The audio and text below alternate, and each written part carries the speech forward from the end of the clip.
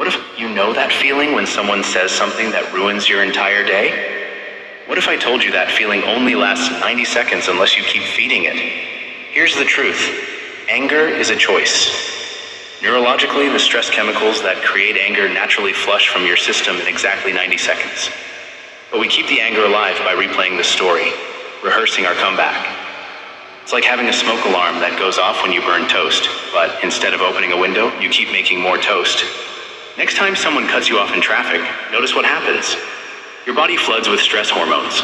That's the 90 seconds. But then you start the story. What an idiot. And suddenly, you're still angry 20 minutes later. When you understand this 90-second rule, you realize you have a choice point. You can let the chemicals flush naturally, or you can feed the fire. Everyone knows someone who stays calm no matter what happens. They're not superhuman. They just know something you're about to learn. Chapter 1. महंगाई के इस time में एक job से कहाँ गुजारा होता है? Chapter 1. The button pusher myth. You're not a remote control. They really know how to push my buttons. We say this like we're helpless remote controls. But nobody can push buttons you don't give them. Here's the button pusher myth, that other people have magical powers over your emotions. But buttons only work when they're connected to something. Those buttons are actually unhealed wounds or values violations from your past. When someone pushes your buttons, they're showing you exactly where you still need healing.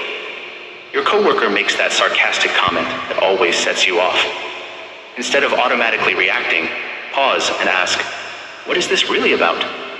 Maybe it reminds you of your critical parent. Suddenly, the coworker isn't pushing your buttons, they're revealing them. When you stop being a remote control, you become the operator of your own emotional state. Nobody gets to decide how you feel except you. Consider your biggest trigger person. What they trigger in you has nothing to do with them. Chapter 2. The secondary emotion revelation. What anger is really hiding. Here's something that will blow your mind. What you call anger isn't actually anger. Anger is the emotional equivalent of a security guard. It shows up to protect feelings like hurt, fear, or shame. When someone criticizes you and you get angry, you're not really angry. You're hurt that they don't see your value. Anger feels safer than vulnerability, so it volunteers to be the spokesperson. Your partner forgets your anniversary, and you explode in anger. But underneath that anger is hurt. Do I not matter to you? When you address the hurt instead of expressing the anger, a real shift happens. I felt forgotten. It's a very different response than, you never remember anything. When you learn to identify the emotion underneath anger, you can address the real issue. Vulnerability heals. Anger just creates more distance. Reflect on your last big anger episode. What was the vulnerable emotion hiding underneath? Chapter 3. The choice point discovery. Your superpower between trigger and response. Between every trigger and your response, there's a space. In that space lies your freedom. Most people don't even know this space exists. Viktor Frankl discovered this in a Nazi concentration camp. No matter what happens to you, you always have the freedom to choose your response. That trigger hits, your body floods with chemicals, but before you react, there's a microsecond of choice. When you learn to find that choice point, you become the author of your own experience. Someone sends you a passive-aggressive email. Your first impulse is to fire back immediately. But in that moment before you hit send, ask yourself, what response would I be proud of tomorrow? That question activates your choice point. This choice point is your emotional superpower. It's the difference between being a pinball bouncing off circumstances or being the player controlling the game. Think about someone who never seems to get rattled.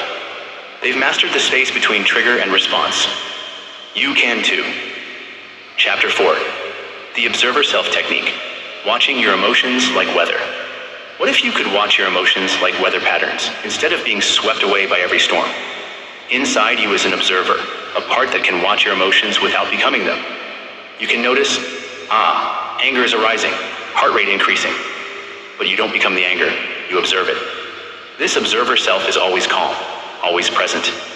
It's the part of you that can think, I'm having the thought that this person is an idiot, instead of, this person is an idiot.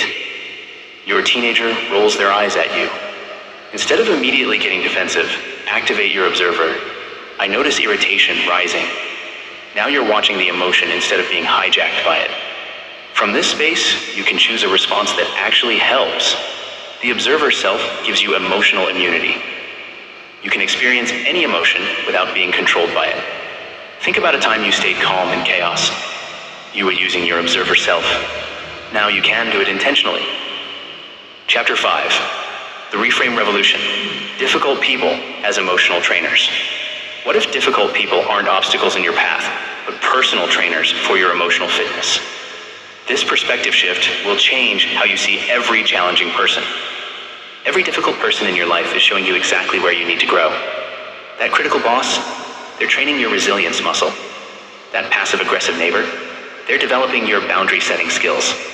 Just like a physical trainer puts you through uncomfortable